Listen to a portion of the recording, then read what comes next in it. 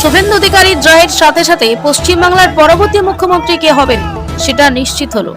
কারণ হেমন্ত বিশ্ব শর্মা থেকে কঠিন লড়াই ছিল শুভেন্দু অধিকারীর, এবং 2021 সালে বিজেপি হেরে যাওয়ার পরে দলকে অটুট রাখা খুব চ্যালেঞ্জ ছিল। সেখানে শুভেন্দু অধিকারী সফল হয়েছিলেন। বিধানসভার ভিতরে যেভাবে লড়াই করেছেন সেটা এখন বাংলার মানুষ ভোলেননি। সেই লড়াইয়ের জবাব কিন্তু মমতা বন্দ্যোপাধ্যায় দিতে পারেননি। মমতা বন্দ্যোপাধ্যায়কে সরাসরি 2011 সালে হারিয়েছে।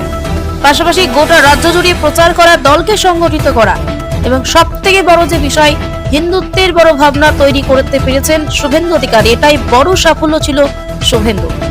এবং এবার গোটা বাংলা জুড়ে তৃণমূলের মহাপথ হয়েছে, সেটাও শুভেন্দু অধিকারীর জন্য। শুধু তাই নয়, নন্দীগ্রাম ও ভবানীপুর জোড়া পরীক্ষায় উত্তীর্ণ হয়েছেন শুভেন্দু অধিকারী। তাহলে কেন বাংলার মুখ্যমন্ত্রী শুভেন্দু অধিকারী হবেন না? শুভেন্দু অধিকারী বাংলার নব মুখ্যমন্ত্রী। বাংলার মানুষ শুভেন্দু অধিকারীকেই মুখ্যমন্ত্রী হিসাবে দেখতে চাইছেন। দেখুন নিউজ আমার বাংলার এক্সক্লুসিভ রিপোর্ট। আমরা মুখ্যমন্ত্রী হিসাবে শুভেন্দু অধিকারীকে চাই। আমরা শুভেন্দু ভাই চাই। আমরা মুখ্যমন্ত্রী হিসেবে কাকে দেখতে চান? Suvendu Adhikari, always welcome.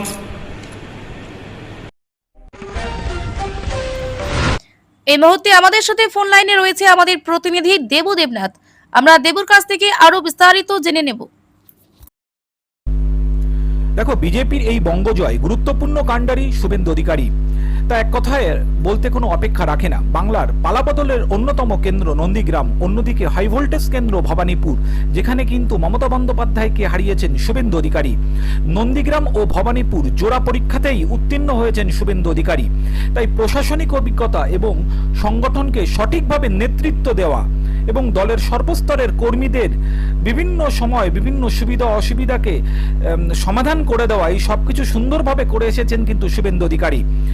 তাই একজন সফল সংগঠক বলা যেতে পারে শুভেন্দু অধিকারীকে। তৃণমূলের এই মহাপতনের মূল কাণ্ডারি কিন্তু শুভেন্দু অধিকারী।